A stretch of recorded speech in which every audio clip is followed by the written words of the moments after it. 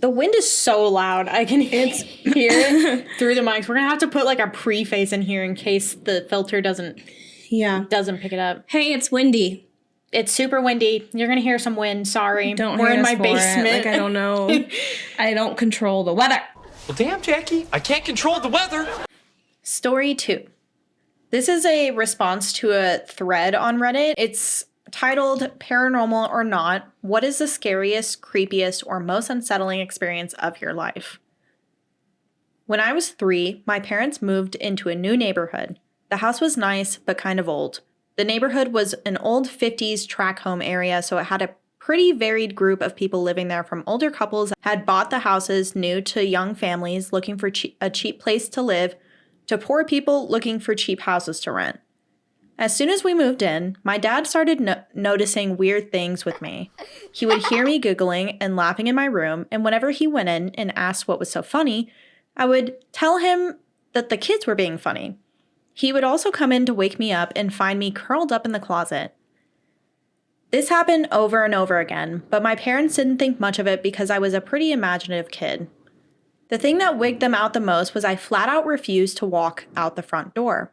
I would scream and yell and cry until one of my parents carried me in and out of the house. Whoa. That wind is winding. When you walked in the front door, to the right, there was a closet, and to the left, there was a low brick wall that separated the front room from the living room. It was about 4 feet high and about 3 feet long, just a room divider, but I never touched it or wanted to be near it. After we had lived there a few months, my dad started making some renovations to the house. Among them was demolishing the wall. My parents dropped my brother and I off with our grandparents the day they were going to do it so we wouldn't be underfoot. We didn't end up going home for a week. When my dad knocked down the wall, he called the police. Inside the brick wall were bones that turned out to be from children. The cops never did figure out who put them there. The house had been owned by a lot of people, many of them who had rented it out.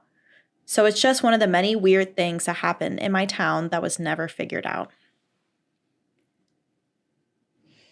Isn't that spooky? That's creepy. That's like the plot of a movie. It is, yeah, because like, especially to be that young, you are susceptible to seeing things. Yeah. Kids 100% see ghosts. 1000% see ghosts. I think all imaginary friends are ghosts. I would buy that. Yeah. Yeah. I never had an imaginary friend. I didn't either. So I might not have up because I was like, I want one. Yeah, right. I had like, I guess my imaginary friends would be like my stuffed animals and stuff. Mm-hmm. I would talk to them. Yeah. One time I made a doll because I had a ton of Barbies and Polly Pockets and stuff. Hell yeah. But I, for some reason, wanted something different. So I went out and picked out a piece of bamboo from like the end of our neighborhood driveway. And then I brought it home and drew a face on it and cut some of my Barbie's hair and glued it on it. And then, like, put a Barbie dress on the stick and then put a Band-Aid around it so it stuck to it.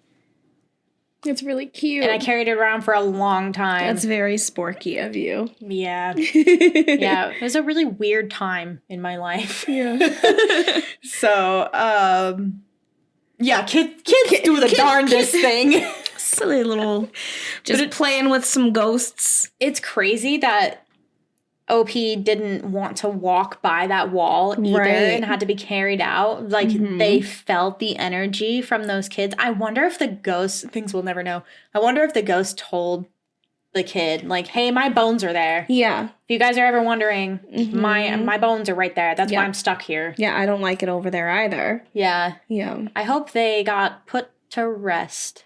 Hopefully. Yeah, those poor kids. Poor kids. Yeah. And just, like, I always used to, like, hide in my closet and, like, just, like, play in my closet for hours. Yeah. So I'm like, okay, I wonder if for a very similar reason that's what those kids were doing, which is why they would always, like, have OP come play with them in the closet because I was, like, the safe space to hang out and play. Oh, that's so sad to think about. Yeah. Sorry, guys. That's just a small wall. Very little to put all wall. them bones in there. Yeah. That's kind of morbid. Sorry, guys. Yeah, we're not making this better. Anyway, story 2. If you enjoyed that little story, be sure to watch the full episode here. And make sure you like, subscribe, and all that jazzy. Jazzy? I see what you did there. Wait, what was that?